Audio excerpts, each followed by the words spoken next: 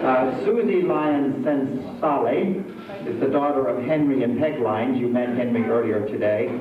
And she is the granddaughter of Dick Lyons Jr. and the great-granddaughter of Dick Lyons of Vermilion.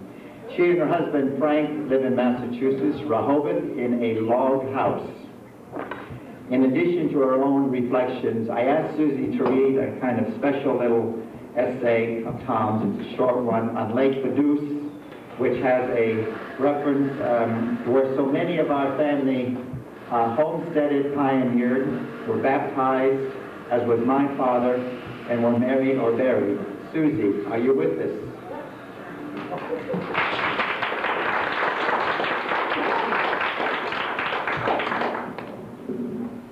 I could have tons of reflections, but we don't have time for many reflections, so I'll just read the story. It's a pleasure to be here, though, and to learn about our family. I'm a social worker now, and so I understand the importance of family and understanding who your family is. So it's tons of fun to be here, to be with all of you. This is a story entitled Lake Baduse. Excuse me. Lake Baduse. You told me how to say it right, and I've just said it wrong. Can you hear me okay, or is there a lot of... Okay.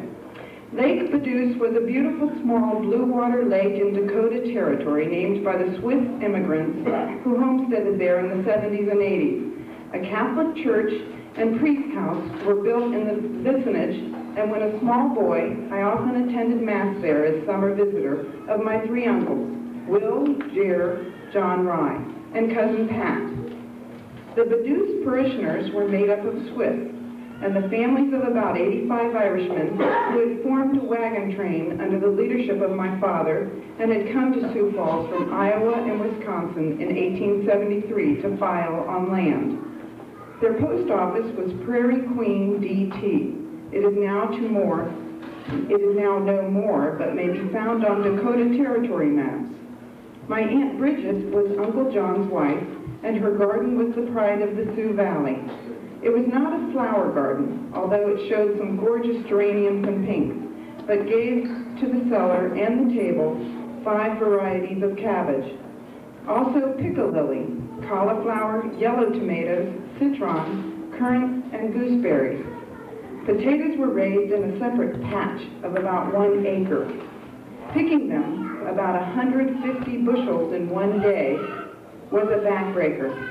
Pumpkins, watermelon, and muskmelon grew in the corn rows. I frequently walked from Uncle Will's to Uncle Jer's, about 3 miles distance. There were no small fields of grain. Here were 160 acres, all in corn. Next to it, or across the section line, 160 in waving barley or oats. A whole section, a square mile, in glorious yellow wheat, as high as a horse's shoulders, ripe and ready for cutting. Father Flynn appeared suddenly one night at Uncle John's and Aunt Bridget's home. Uncle Will had ridden fast on his great racehorse, Silver King, 12 miles to Madison, and brought the priest in a hurry behind one of Coon Klutzpah's crack livery teams. Father Flynn was a famed baseball pitcher in the seminary and still umpired games between the Madison and Sioux Falls professional nines. He also decided ex cathedra on a famous occasion that it was no sin nor occasion of scandal to have a horse race on Sunday between Black Hawk and Silver King. Bishop Marty, the apostle to the Sioux, did not overrule him, but this time I did not hear any of Father Flynn's conversation.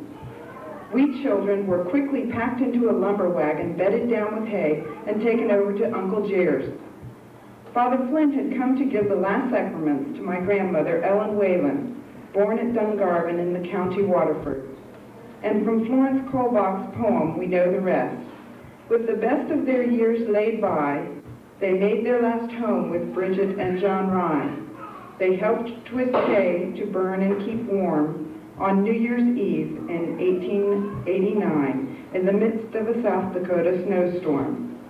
Death's angel called for Ellen and bade her home. 2 years later, Jerry joined her in their last home. And that are just a few pieces of the story. Thanks.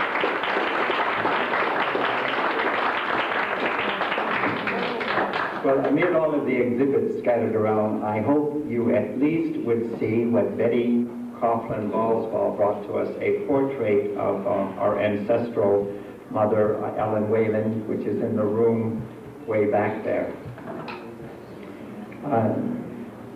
Jim Lyons is the senior son of our Uncle D.B. Lyons, and I would like to invite him to share a thought with us. He's from Lincoln, Nebraska.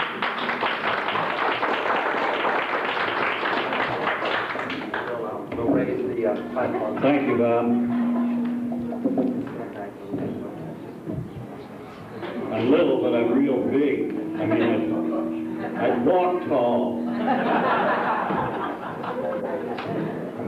Giving you a little bit of experiences of my past, I'm the oldest grandson of Will and Katie Lyons. That's Uncle or Grandfather Lyons, and Katie Lyons lived with Wagner.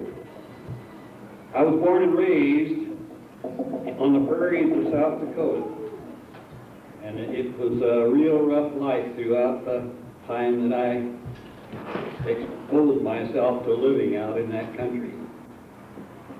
During the experiences that we've had out there, I also was, about 60 years ago, a rider in the rodeos.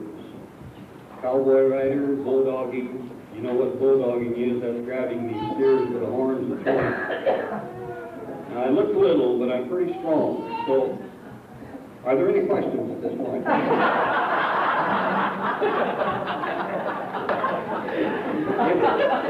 If not, I would like to make one request.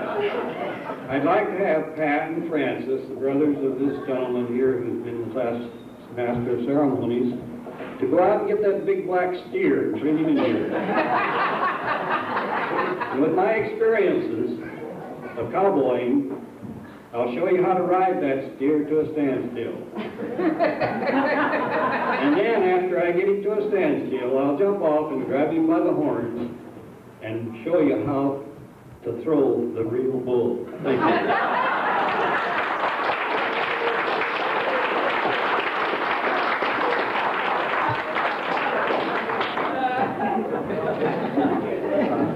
We look forward to that demonstration.